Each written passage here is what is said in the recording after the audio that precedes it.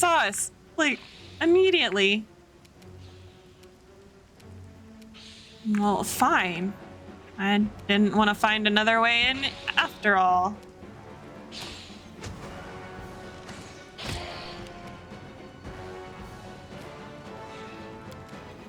You guys are gonna have to come to us. I'm not going over. What is this? Jolt.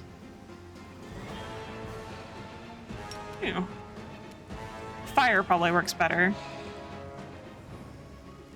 Do you have fire? You do have fire.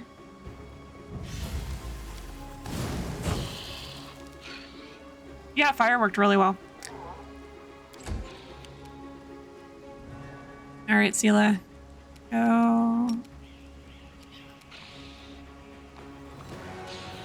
Go get him.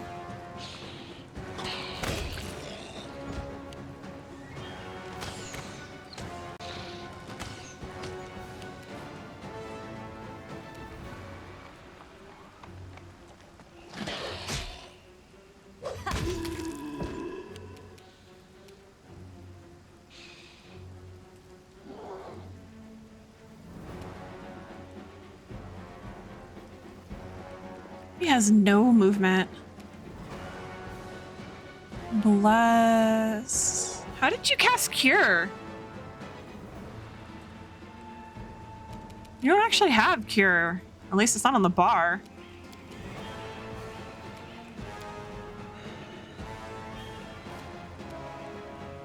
Yeah. I don't know. Get up here.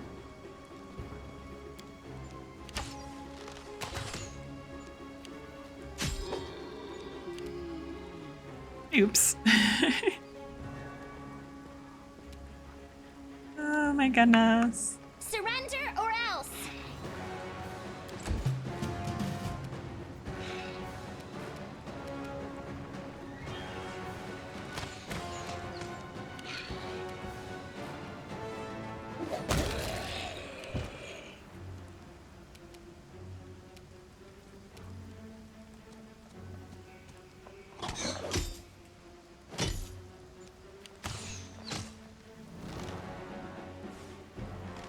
Who's he fighting at? Oh my gosh, Woljif. Cover me. Not that that's really your fault, but is my only way to heal channel positive energy? That can't be.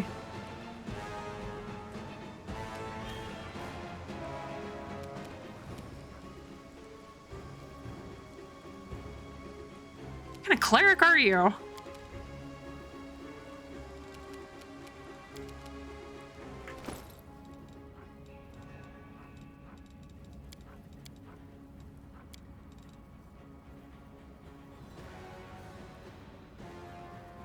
Do I not have any scrolls of cure? I've got scrolls of prayer.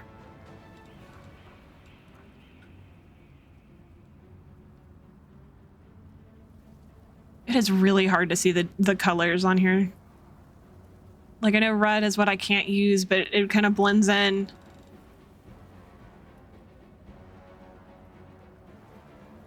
Well, I guess we're just gonna have to hope Woljif can check a potion. Because I don't wanna...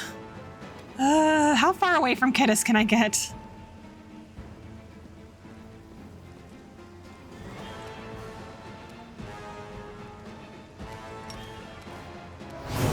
There, I know that doesn't help you, but... or heal you. Fire that arrow at him. Oh my gosh!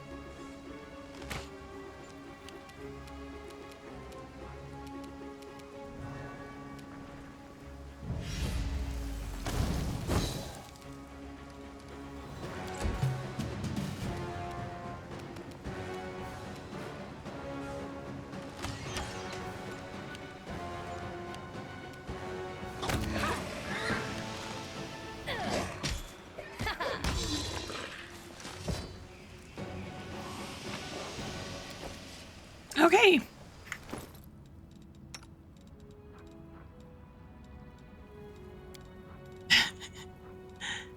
I'm so sorry, Woljif.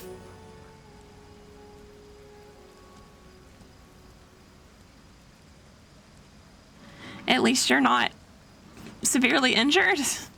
Just, I don't know. I don't know how else I was supposed to get in there. There's probably something I needed to trigger. I don't know. It didn't, whatever it was, it didn't work. Okay. Let's see, that's an area exit. We don't want to do that. We go through the front door. We don't find other ways in.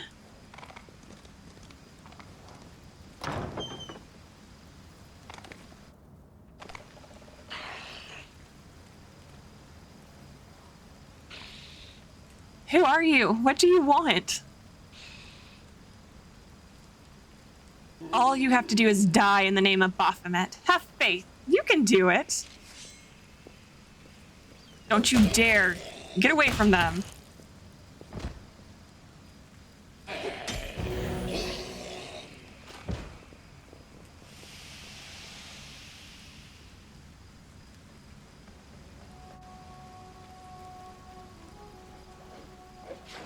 Do you think I need your permission? Hey, you, bone bags. Stand up and kill.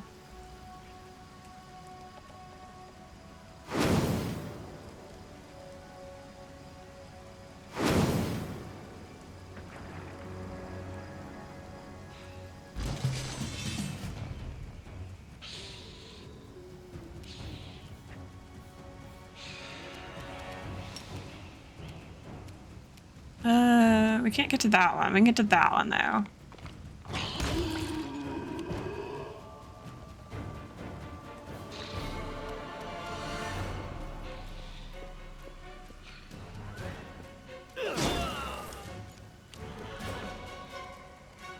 That archer is a problem.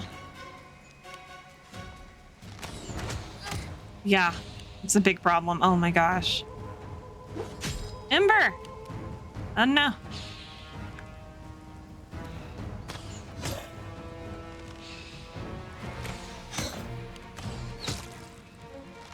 Continue fighting, everyone. That was rude.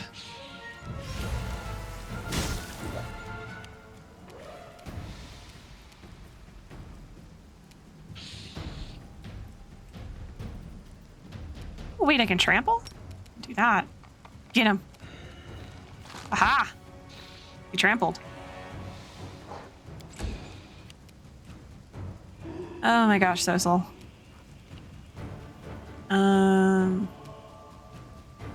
If you walk just a little farther back, we won't catch Kidis in this.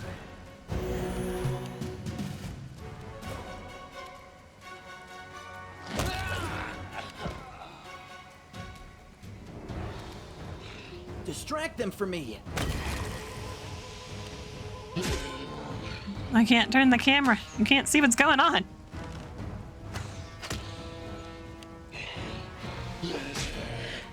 How dare you? You won't survive me. How dare you hit a little girl while she's down? That guy dead? That guy's dead.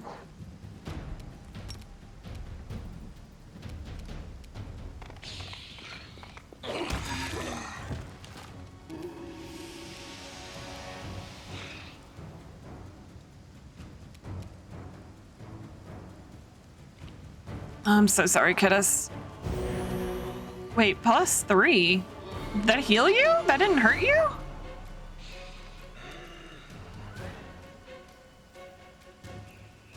Weird, okay.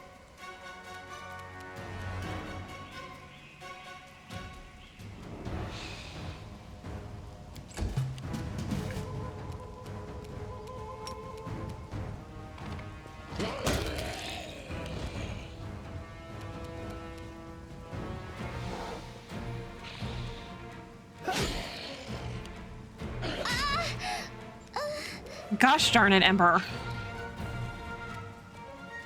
Let's see. No, that doesn't work. Whatever, just let me out.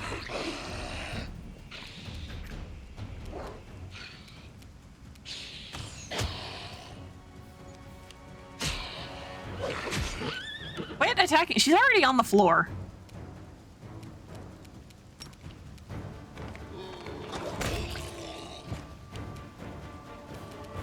Fall!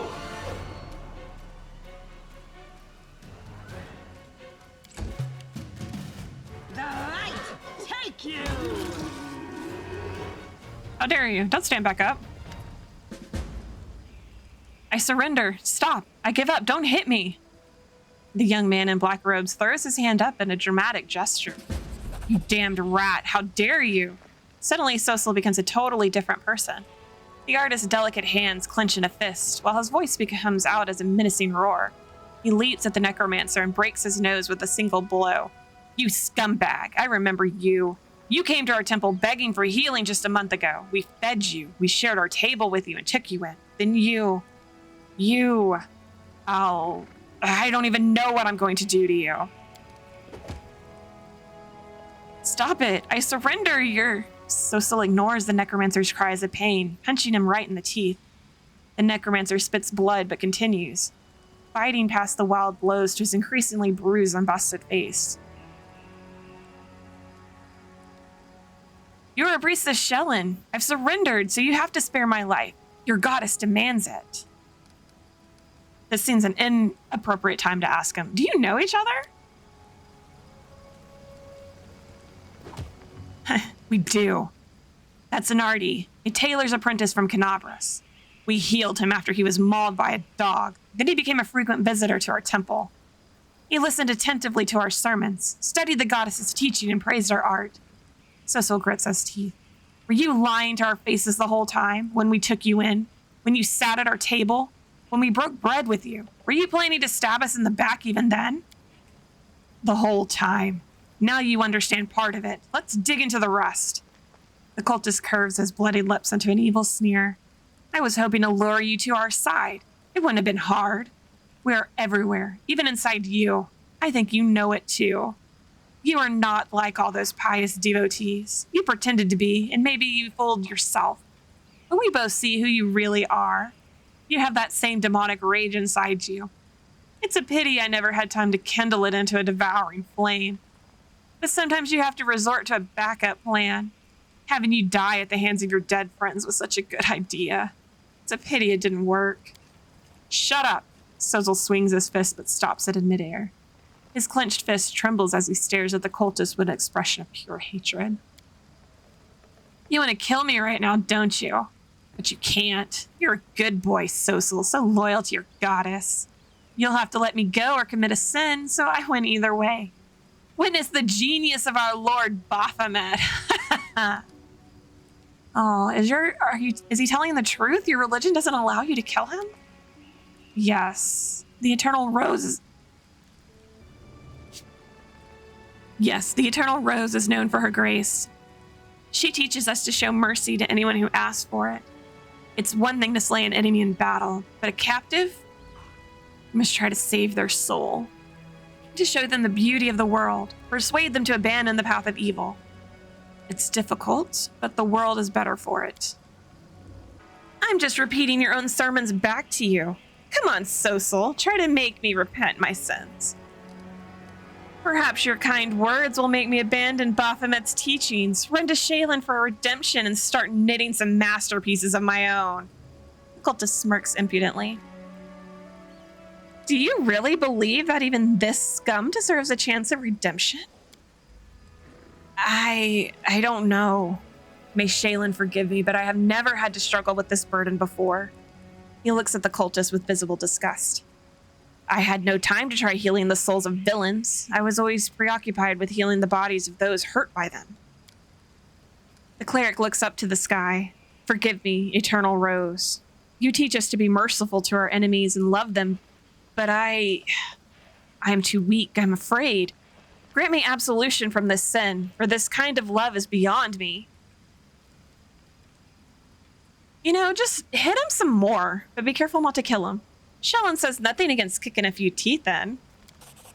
Sosil knocks the necromancer down to the ground. Enough. He's defeated and will disturb the dead no longer. Pummeling him further is not justice, only revenge. I had absolutely no idea there was so much rage in me. I mean, look who you're traveling with. It's a shame, a disgrace. But I must admit that I enjoyed beating him. Forgive me for letting you see me like this. It should never have happened. Sosul wipes the necromancer's blood off his knuckles and steps away from him. You are the commander and he is your captive. It's up to you to decide his fate. I surrender. Here, take everything I've got. Just don't kill me. The cultist turns out his pockets. Oh. You have no idea who you're messing with, little cultist. Then I condemn him to death. His sentence shall be carried out immediately.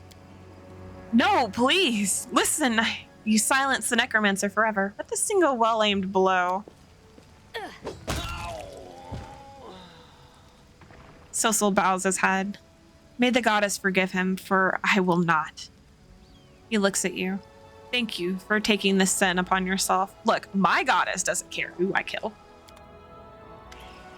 She is perfectly fine with this disaster. Sosul examines the devastated graveyard, then diverts his attention to the terrified townspeople. It's all right. You're safe now. We should bury the bodies again. This is a place of peace, and we must not let it be desecrated like this. Or we must not leave it desecrated like this. The townsfolk are clearly terrified of even looking at the fallen undead, but Sosul's soft words reassure them.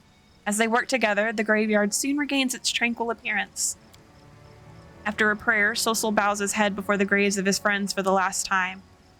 May the eternal rose grant them peace at last. Let's be on our way. We have many more innocents to protect from the horrors of this war. We also have some bodies left over there that we need to go get.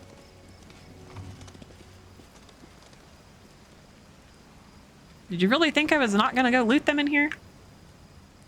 Actually, I don't think they have anything on them. Oh, no, they do. Especially you, skeleton.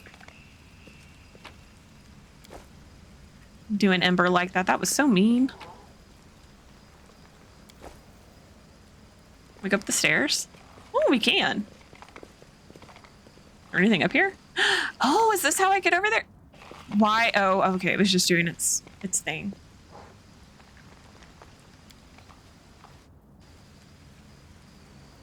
I don't know why the horse is the one making the athletics check. Bless us.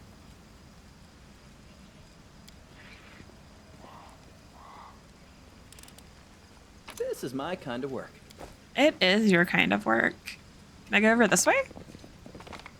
Can I make another check to go up this ladder?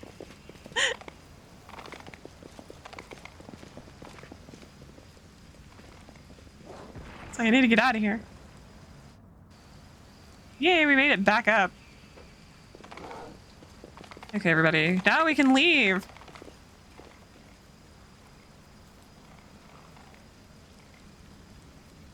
How are we supposed to get in there? Like if they didn't want us to fight our way through the front. I don't know. It's fine.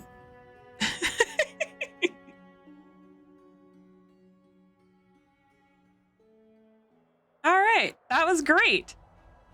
Now we need to find our way over to this campsite. And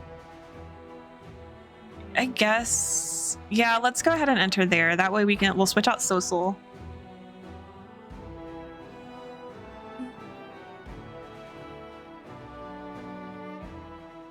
So I think I can move around the map and then oh, it's dark. Be dark. The war, is it snowing? The warriors will move around the camp too. Or not the camp, but the map.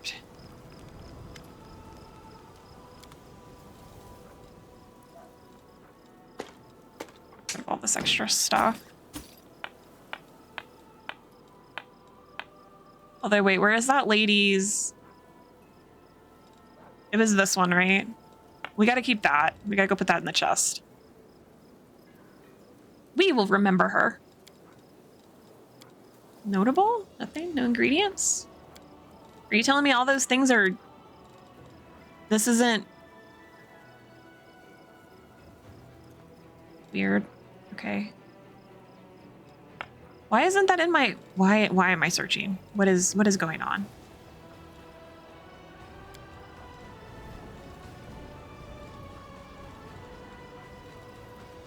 Okay, let's see. Merchant will pay well for this. It's gonna use scribe, scrolls, fish. I think I broke the interface.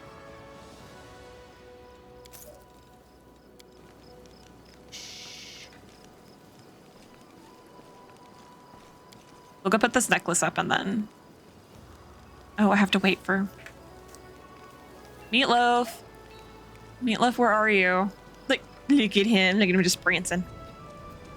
So dignified.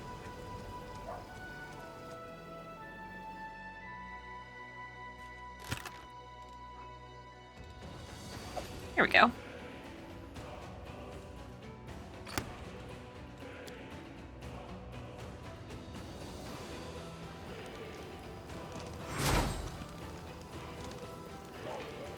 Leodor, I wish you would quit doing that.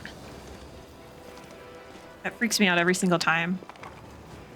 Because I think somebody's, like, teleporting in. So where are you? There you are. Oh, did we go in this tent? Oh, it's a chapel tent. Yes, we did go in there. Good afternoon, Commander. How can I help you? Oh, you don't want to talk about what just happened? Let's see. Well, this is different. Some of this stuff is different. Let's see. Where are you from? From Andoran. I grew up on the outskirts of Carpendon, a large, rich city surrounded by gardens and vineyards. Just imagine, miles and miles of greenery and fragrant orchards. Sosil inhales with pleasure, as if he could still sense the aromas of his faraway homeland. My family had a small winery. I worked there from a young age. I pressed juice, did a little carpentry, painted, and one day I discovered I could do more with paint than simply cover walls with it. There was a temple of Shellen nearby. My brother and I would often spend our days there, listening to music and enjoying the stained glass windows. As a boy, my brother decided to devote himself to serving the Eternal Rose. Our parents hoped that at least I would remain to run the family business, but... He makes an apologetic gesture and flashes a disarming smile. It can't be helped. The goddess called me too. It's all right. I have plenty of cousins, second cousins, and other relatives. When this war is over, I'll go back there and see how they're doing. Instead of working as a craftsman, you decided to serve a deity. An interesting turn of fate. Sosil nods with a smile. Some clerics are proud of their tender hands, which have never touched anything heavier than a brush. But there's nothing ugly about hard-earned calluses. Indeed, I should say that saving the world is easier with strong hands. The smile disappears from Sosil's face, and he looks down, adding, I'm sorry these hands couldn't save the people who died in Canabras. Well, how did you end up in Canabras? A grim shadow falls over the cleric's face. I was hoping to find Trevor in the city, my brother. After my brother took his vows and was ordained a paladin of Shellen, he departed for the crusade. He wrote home often, about everything he saw, his battles, the people he helped. From his letters, I learned that he had joined the Eagle Watch in Canabras. But soon his letters became infrequent, and then they stopped altogether. We feared news of his death, but silence was our only answer. Not a word from him, or from his command, or his brothers in arms. Nothing. In the end, I couldn't wait any longer, and I came here myself. To find Trevor, if he's still alive. Or his grave, if he should have perished. But my brother seems to have vanished. I tried asking the other paladins, but they refused to talk to me. And it's very much like they're trying to avoid the need to lie. I sent official requests to their order's command. Still, I wait in vain for an answer. I joined the local church of Shellen, hoping to find out the truth one day. But the city was attacked by demons. That's so sad. When your brother was preparing to become a paladin of Shellen, did he learn some kind of art too? Yes, Sosil smiles warmly. He's always been a good wood carver. Toys, whistles, wood frames. Our house was the most beautiful in the area, all dressed in his wooden filigree, from the railing on the stairs to the wonder bird on the roof. Oh, you must love your brother very much to follow him here.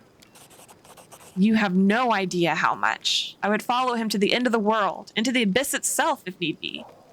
Trevor is an amazing... Oh, I'm now chaotic neutral. Trevor's an amazing man. I know he's alive. He's too stubborn to die. I hope one day he'll join us, and then we will surely triumph. Wasn't I always chaotic neutral?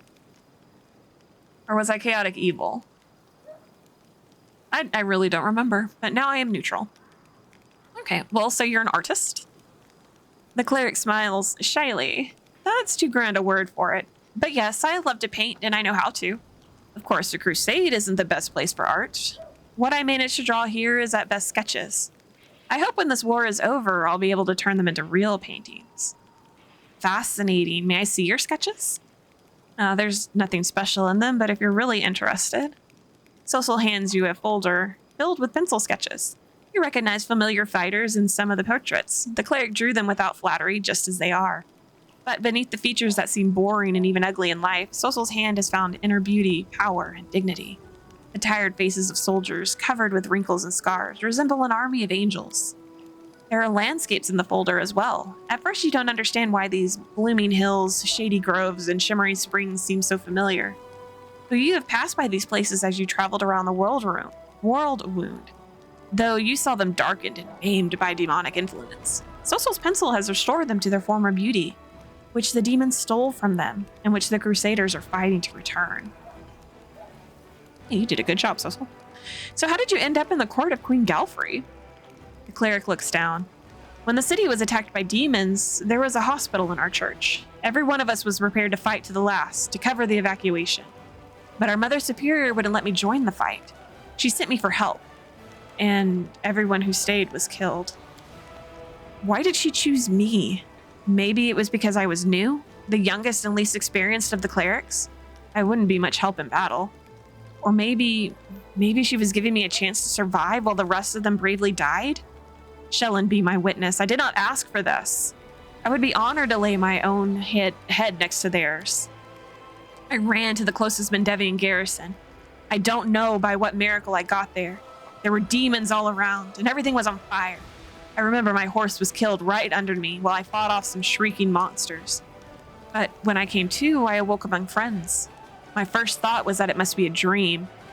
In my delirium, Queen Galfrey herself was dressing my wounds. But it was true. It was the queen herself, tending to a lowly warrior. That's how I ended up in her army. I marched with them back to Canabras, to the ruins. How do you manage to always look like you're on your way to a tea party and not a battle? Cecil looks down for a few moments, searching in silence for the right words. At last he softly replies, when I first got here, to the world wound, the word terror doesn't convey half of what I felt. The land itself here is maimed and mutilated, desecrated. But more frightening still is what the war does to people, to their bodies and souls. For every knight in shining armor, there are 100 warriors whose souls are maimed with fear, suffering, and cruelty. Many have forgotten why they're here, and now know only war. When there's a break in the fighting, they drink themselves into oblivion and wallow in the mud.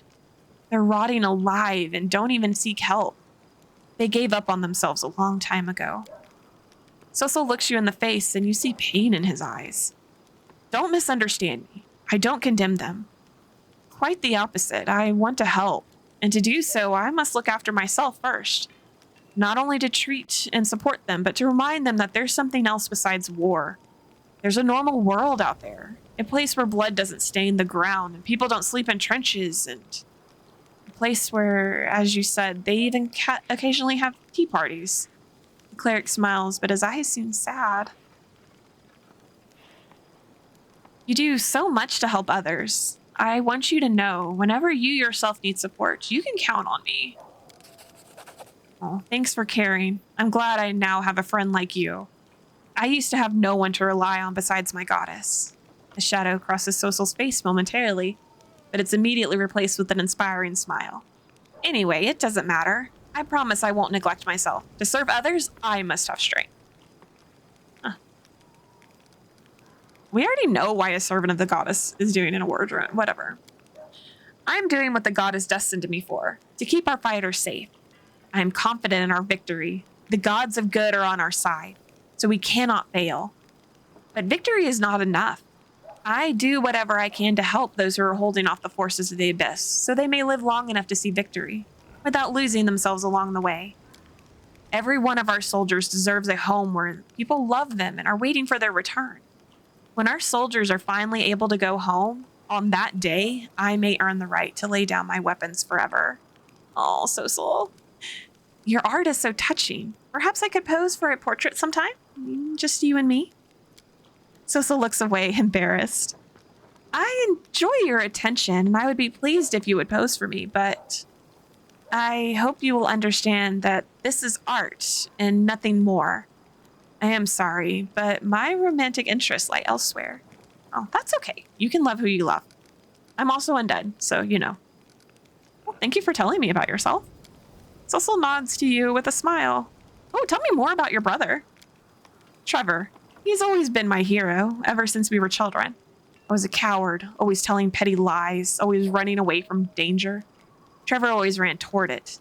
He had this saying, an army stands until peace comes. A lie stands until the truth comes out. He never lied, never let injustice pass, never... The cleric's voice trembles and breaks, and he shakes his head. He was 8 when he said he was going to be a paladin, and he always went toward that goal, day after day, never looking back. I remember the day he went off to fight. I thought, this is it. The war will finally end. Trevor will defeat all the demons and close the world wound. But Sosul gestures hopelessly. Well, thank you for talking to me. My pleasure. One day we will do that art. Darren? Okay. Nothing new for you. We got some Eagle Watch peeps. Sela, what are you doing over there? Oh, you're like looking in a box. From this angle, that is not what that looks like at all. Okay, well, let's get some rust and then we will go on from here.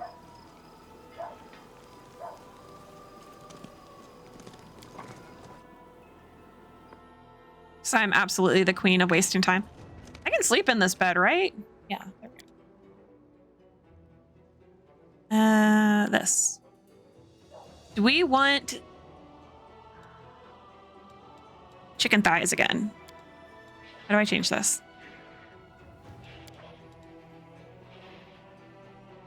Is it not, do I not get to choice this time? What are we doing? There we go. Manage. Ooh, spicy pasta. Oh, that's just pastry. Movement speed. What does this give us? Eating a glowing croissant fully restores your HP. Do I get them in my inventory? Fish on a stick. Eating it extends. Yes, that. Let's do some fish on a stick. Yes. Thank you. I guess I can't do the potion because whoever is doing the potion is not in the thing. Okay, it's fine. It is fine. We are scribing scrolls. Do we need a new scroll? What can we scribe?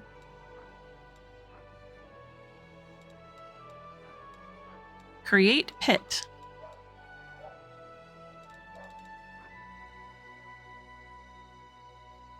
Snowball. Magic missile. Let's do some things in magic missile.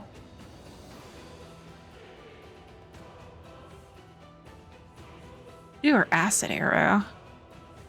Yeah, let's do acid arrow. Running from the law, cutting purses, breaking into other people's houses. Is that really all you want out of life? Oh, sister, I remember a priest of Iomade asking me the exact same thing when I was about 10 or so, using the exact same words. Do you guys have a script you have to follow or something? I love that. That's so funny. Yay, we did everything good.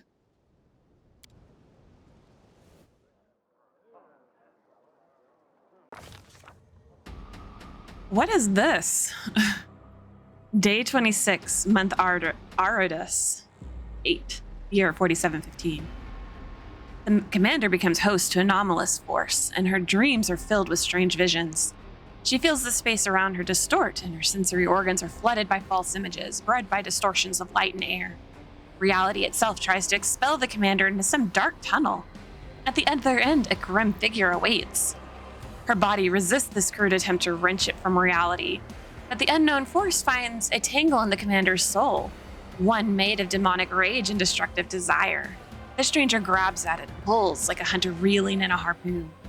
Troubled by the sudden intrusion, the dark and ominous force deep in the commander's soul answers with a menacing growl. The commander, what do we want to do? Let's try to... Do we even have that much Arcana? We have a +1. Okay, I didn't know we have a +0 to perception. Let's try Arcana. Let's try to understand what's going on. Well, thank goodness we succeeded. She needs a moment to figure this out. The commander is being summoned, transported through space by some magical force. However, the attempt did not succeed because the commander is not a spirit or demon, but a mortal Dhampir. The commander is surprised that the spell worked on her at all. Okay, well, let's stare intently at the ghostly figure. Oh, we failed. The darkness conceals the stranger's appearance. Staring at the dark figure, the commander feels herself involuntarily leaning toward it. The attraction increases.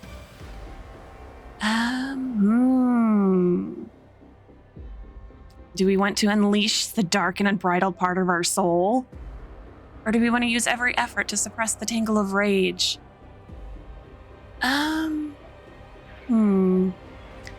No, I think we're a little bit angry. You woke us up. Rude. With a triumphant and savage howl, it breaks free and fills the commander's thoughts and senses. Its rage, like a burning spear, streaks through the dark tunnel to the one who dared trouble the commander. A heart-rending scream filled with pain and animal fear strikes your ears. The moment passes and the attraction fades. The enemy has withdrawn back to the shadows. The apparition recedes, leaving the commander wondering whether it was reality or a nightmare. Did we even go to sleep? I didn't remember us sleeping. Look. We'd be doing things, okay? What time of day is it? What are we up to now? Cold. Okay, so we need to do that. Call of Memory. Oh, okay, this is for Ulbrich. It's even under Companion Quest. Maybe if I read. The Queen Incognito. Okay, we did that. I don't know what we're doing. Let's go outside. Meatloaf. To war. No.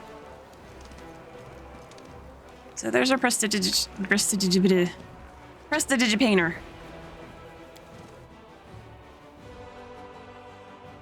Are you in here, Nura? Knight Commander, how can I help? There is much I can do, just ask. Nura looks at you with eyes filled with enthusiasm. She's holding a notebook and a traveler's inkwell. You probably heard about the wound I have, the one that sometimes opens on my chest. Can you perhaps tell me if it is some kind of demonic curse? Oh, yes, indeed. I've been told of your affliction. Nura appears at the center of your chest. Can you will the wound to open? No? Oh, that's a shame. What can you tell me about this wound? Well, it's difficult to say. I know of blades that leave never healing cuts, of poisons that stop wounds from healing. I've heard of witches' curses that are rewarded with eternal wounds. But wounds that seem to reopen and heal over and over? Perhaps you know of other cases like this? Let me think. In 4671, a Mendevian army corporal had all his bones and cartilage turned to glass. In 4700, a scribe in Cannabris had all her skin simply come away like she'd been boiled. And in 4638, oh, you don't happen to have insects crawling over you? Locusts? No? Rats, perhaps? Too bad.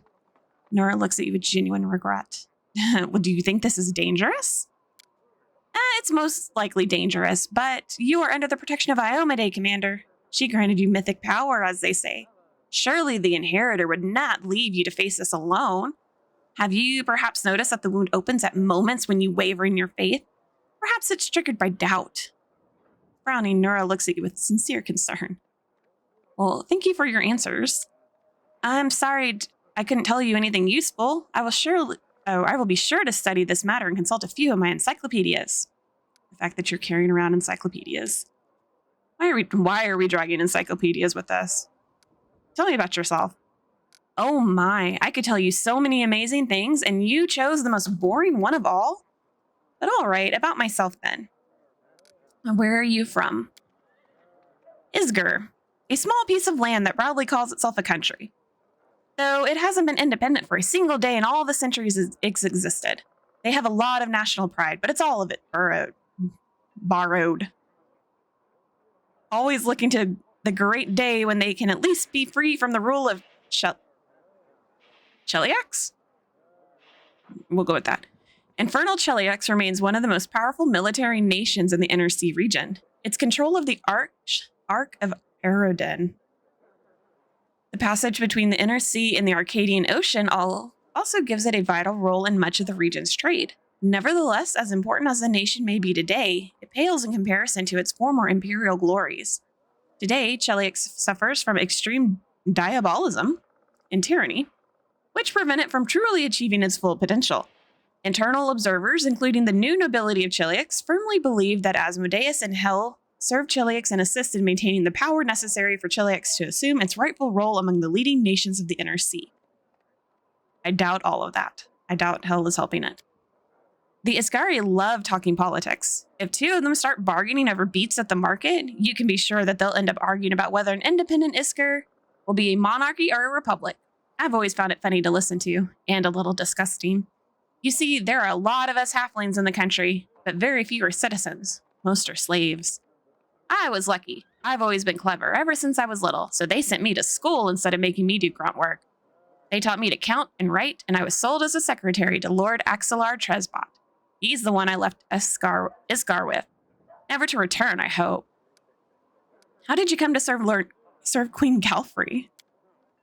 I was a slave of Lord Axelar Tresbot in Isker, my homeland. Oh, what a man he was. He towered over his fellows like a rock over a garbage heap. A true hero. He bought me as a simple secretary, but he made me learn the history of the world wound. All of it. One volume after another. He hired tutors for me, even sent me to meet prominent historians. He didn't want a simple slave, but a slave with an impeccable education. Lord Tresbot was going on a crusade. He firmly believed that the servants of the good gods were weak, and only a follower of Asmodeus could stand against the demon invasion. He took me along as a secretary, a historian, and most importantly, he entrusted me with recording his glorious story for future generations. Okay. In his crusade, Lord Tresbot performed many brave feats, but even he could not stand against the whirlwind alone. In his final battle with the demons, when my lord realized he was doomed, his final act was to recover my retreat, so that I could tell the world of his great deeds. Some people have said that what he did was not heroic, just an arrogant moron puffing himself up one last time. But I say curse their tongues. My difficult journey ended in Mendev, where I found my freedom. There I published Lord Tresbot's biography, and I don't want to boast, but who am I kidding? Of course I do. The book sold in great numbers and made me rather famous for a time. That's what brought me to the Queen's attention. She invited me to her court. After all, she was curious about my deceased lord, and she was in great need of an expert on the history of the world wound. I hope you'll find me useful as well. So, you're not just a historian, but a writer too. Will you write a book about my crusade? Why not? As soon as we finish off the demons, I'll get right to it. Just take care that you don't end up like Lord Tresbot. I'm gonna try not to. But do you worship any deities? She makes a wry face. When I was a slave in Isker, they would beat me with a stick to force me into believing in Asmodeus. They hit me and said it was for my own good. Ever since then, I don't like temples. I realized there are different gods like Desna or Caden. Who's Caden? Caden Kalian, god of alcohol, bravery, and freedom, is one of the Ascended, those mortals who achieved godhood by passing the test of the Starstone. Because legend tells that he passed the test while intoxicated, he is also known as the Lucky Drunk, the Drunken Hero, or the Accidental God, who teach goodness and freedom. But it's just, as soon as I smell frankincense, I see the slave driver's stick. Maybe one day I'll be able to turn to a deity without cringing from a blow for not being reverent enough. But for now I let others pray for me. Nura's smile trembles and collapses. Ooh. We succeeded at some sort of perception check. Nura sounds sincere, but you feel like she's holding something back. Are we not going to pursue that? I guess not. Okay, thank you for your answers. Oh, you're welcome, but you should ask me about something more interesting. Okay, well, tell me about the history of the world wound. Oh, I could talk about that for hours. Oh gosh, that's a lot to talk about. What exactly do you want to know? Tell me about old Sarkoris. It was an unforgiving country inhabited by numerous tribes of Kelid barbarians. Imagine Numeria, but without the metal mountains, or the realm of the Mammoth Lords, but with a milder climate. That's Sarkoris. The country was ruled by priests of forgotten deities and shamans. A realm of the Mammoth Lords, a realm of megafauna inhabited by humans almost as savage as the prehistoric beasts surrounding them. The realm of the Mammoth Lords is a land in Avistan's far north that is home to myriad nomadic tribes of Kelid barbarians. Let's go there. That sounds fun. I want a mammoth. It's said that even back then, before the world moon, the boundary between worlds was especially thin in this region. Since ancient times, Discari has had its claws sunk deep into the minds of the locals. His cult thrived here for many centuries. Aridin tried to stamp them out, but in the end, of course, he passed away. So how did the world wound come to be? It happened the year Aridin died, 4606, a little over a century ago. No one knows if the timing was coincidental or if there's some connection with Aridin's death. But I'll tell you what we do know. The priests and shamans who ruled Sarkoris hated arcane magic and all who practice it. Wizards and sorcerers were driven from the land, or worse. One of their prisons held a witch named Arilu Vorlish. We know nothing about her besides her name, and of course, the atrocity she committed. By some unknown method, she managed to harness the terrible power of the demon lord Discari. Together, they tore open the barrier between worlds, opening a rift to the abyss in the very middle of Sarkoris. The world wound slowly but mercilessly expanded, devouring more and more land. In a matter of years, Sarkoris was a memory. After a moment of silence, Nura adds softly, "Sometimes I think, what did they do to Arilu in that prison? Just imagine. She was ready to give herself to the abyss. If only the demons might devour her torturers along with her. To imagine such hatred terrifies me." Very true. They probably did not great things. Tell me about the First Crusade. It began in 4622. Yes, it took the church and the secular authorities nearly 2 decades and hundreds of thousands of lives before they decided to take action. In the meantime, Sarkoris was only supported by handfuls of volunteers. By the time the crusade began, the demons had already invaded Mindab. The crusaders pushed them back in what must have seemed a total triumph at the time, the forces of good easily crushing the demons on all fronts. They erected Dresden on the lands they conquered, an indestructible fortress and the capital of the Crusader movement. In 4630, 8 years after it began, the First Crusade was declared victorious. It was the first triumph for the Crusaders, and, unfortunately, the last. Okay, what about the Second Crusade? In 4638, the world wound suddenly started expanding and a new wave of demons appeared. The Crusaders were all but delighted. Last time, they'd routed the forces of the Abyss and they welcomed another chance to prove themselves. But this time, everything was different. Instead of scattered gangs, they faced a large and organized army. Dresden was besieged. The Crusaders lost all the lands they'd won back before. They had to retreat, and all that remained of Sarkoris was left to the demons. But while the monsters were devouring the unprotected lands, the Crusaders erected a chain of ward stones along the border with the world wound. We have Iomade and her herald to thank for their help. It was the Second Crusade's only victory, but it halted the wound's growth. The catastrophe had become a stalemate at the cost of tremendous sacrifice. And the Third Crusade? About 50 years after the opening of the world wound, Discari found an ally. Baphomet entered the war, a cunning, insidious demon lord who prefers deception to open conquest. He sets his enemies against each other and lures the virtuous onto the path of wickedness. Traitors appeared among the Crusaders, secret agents of his cult. For a time, no one suspected a thing, even as they watched helplessly as the Crusader movement fell to ruin. Where once valor proudly stood, now greed and dumb cruelty reigned, and outrage was drowned in apathy. In 4665, the church announced a new crusade, hoping to boost morale. They didn't succeed, to put it mildly. Some fought the demons in earnest, and for a time they even dared hope to retake Dresden. But the Third Crusade would be remembered as a witch hunt in every sense. Inquisitors hoped to purge any cultists from the ranks of fighters, but instead they got a barrage of denunciations, widespread suspicion, and innocent victims. It sometimes happened that two orders would denounce each other as traitors and wipe each other out, much to the demon's delight. Witch hunt. During the First Crusade, holy warriors streamed into Mindev, where they encountered Sarkorians practicing their unique druidic faith. The Crusaders mistook the wooden idols and rustic rituals for evidence of demonic influence. Groups of witch hunters emerged from the disorganized chaos of the First Crusade. These witch hunters were often self-styled, their tactics little more than brutal trial and error. The least bit of evidence could mark a target for investigation. A club foot, a thick accent, or even a suspicious absence of abnormalities. The witch hunter groups gained reputations for being cruel and arbitrary, although those weren't always deserved. Demons raged freely across the world wound and often spilled into Mindev. Demonic possession did happen, though not nearly as often as the witch hunters claimed. Genuine witch hunters used divination magic and cautious investigation to draw out and destroy fiends, but they were rare compared to the zealous, that word's hard too, inquisitors who burned innocents at the stake. With the advent of the Fourth Crusade, the authorities took strong measures to end the bloody witch hunts of Mindev. Since then, the frequency of hunts has dropped considerably. Just 3 years later, in 4668, the church put the disgrace to an end. Of all the crusades, that one was the least glorious. And finally, the fourth.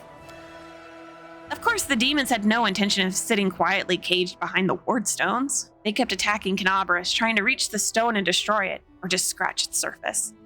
Or, if even that wasn't possible, befoul it. The Crusaders drove the demons away from the city again and again. The Fourth Crusade would last for 15 years, an exhausting study in positional warfare. The demons attacked and they were pushed back. The Crusaders went on the offensive but were forced to retreat. And all the while, the losses were tremendous. The Fourth Crusade's only achievement was that they didn't let a single wardstone fall. They didn't retake a sliver of land, to say nothing of Dresden. So many lives just to maintain the stalemate. You can imagine how that affected morale. Yes, well, thank you for your answers. My pleasure. You just have to remember to stop me or I'll go on about it forever. Yes, thank you. Well, I have to go now. Also, I'm going to loot this box. What was my button? Tab. Come, Meatloaf. We must continue on for something. I don't even know. I don't even know what we're doing.